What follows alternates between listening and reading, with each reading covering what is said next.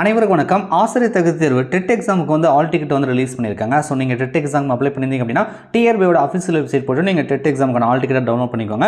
So all ticket வந்து ரெண்டு விதமாக பண்ணலாம். ஸோ நீங்கள் பார்த்தீங்கன்னா லெஃப்ட் சைடில் பார்த்தீங்கன்னா டவுன்லோட் ஆல் டிக்கெட் டேரெக்டாக லிங்கே கொடுத்துருப்பாங்க. அதை கிளிக் பண்ணினா நம்மளுடைய லாகின் ஐடி பாஸ்வேர்ட் கொடுத்துட்டு நம்ம கொடுத்தோம்னா பிரிண்ட் ஆல் டிக்கெட் வந்து அது மூலியமாக டவுன்லோட் பண்ணிக்கலாம்.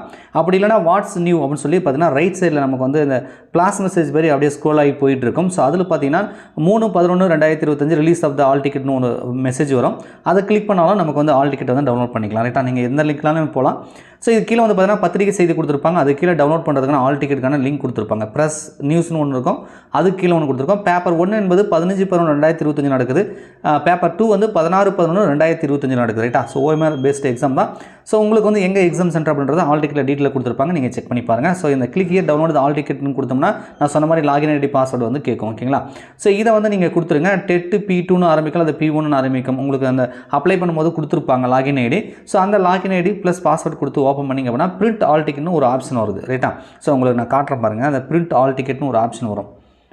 நான் வந்து கொடுத்துட்டு சப்மிட் கொடுக்குறேன். ஸோ இப்போ கொடுத்துங்க பார்த்தீங்கன்னா பிரிண்ட் ஆல் டிக்கெட் சென்டரில் இருக்குல்ல, சேஞ்ச் பாஸ்வேர்டுக்கும் விவ் அப்ளிகேஷன் சென்டரில் பிரிண்ட் ஆல் டிக்கெட்னு இருக்குது. அதை கிளிக் பண்ணிங்க அப்படின்னா ஸோ நமக்கு அந்த ஆல் டிக்கெட் ஓப்பன் ஆகுது. மேலே பிரிண்ட்னு ஒரு இது இருக்குது. நான் லேப்டாப்பில் பண்ணிகிட்டு இருக்கேன். ஸோ உங்களுக்கு அப்படி தான் வரும்.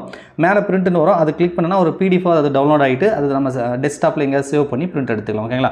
ஸோ இதான் வந்து டெட் ஆல் டிக்கெட் டவுன்லோட் பண்ணுற முறை. நீங்கள் ஃபோனில் கூட ஓப்பன் பண்ணலாம். அது பிடிஎஃப் சேவ் ஆகுமான்னு தெரியல. பட் ஓப்பன் பண்ணி வந்து பார்க்கலாம். ஒரு சில ஃபோனில் வந்து பிடிஎஃப் கூட சேவ் பண்ணுற ஆப்ஷன் இருக்கும்.